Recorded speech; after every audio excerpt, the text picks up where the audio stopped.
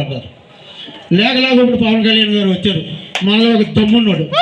అవును, నేను ఏ పార్టీలో లేనండి. ఇప్పుడు దయచేసి చెప్తున్నాను, ఒక దమ్ములో ఉన్నాను. అన్ని పార్టీల్లో ఉండండి, దయచేసి ఉండండి. గొడ్డలు చింపించుకొని ఎవరికో అందరం ఎత్తే బదులు ఎవడో ఒకడు వచ్చాడు మహానుభావుడు, అన్నీ వదిలేసుకొని భార్య బిడ్డలు పెట్టుకొని రోడ్ల మీద తిరుగుతూ ప్రతి ఎదవ అతన్ని మైకులు పట్టుకొని మనిషించేవాడు. ఎవరిదో రూపాయి తినడు, సొంత కష్టార్జితంతో డబ్బు పెట్టి జనాలకు ఇస్తూ సేవతో తిరుగుతున్నాడు అలాంటి మహానుభావుడు.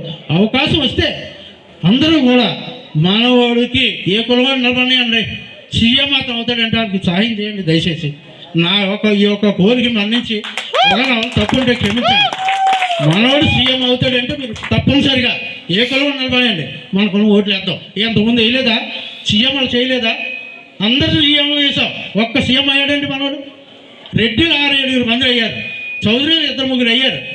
కాపులు 27% అవ్వలేకపోతున్నారు, 5%, 7% ఉన్న వాళ్ళు మన నెత్తి మీద తిరుగుతున్నారు. ఎందుకంటే మన నాయకుల్లో ఐక్యత లేదు. ఎంతమంది సమయం వస్తే వీళ్ళందరూ ఐక్యత ఒక సీఎంని ఎన్నుకోలేరండి. అన్ని పార్టీలు ఎమ్మెల్యేలు పీకలు తక్కువ వేస్తారేటండి. దమ్ము ధైర్యం ఉండాలి. కానీ మరీ దారుణంగా కాపు నాయకుల మట్టుకి వాళ్ళ ప్రవర్తనలు మార్చుకొని అవకాశం వచ్చినప్పుడు అందరం ఎక్కడానికి ప్రయత్నించండి. ఏ కులవాలన్నామని పార్టీలు పనిచేయండి.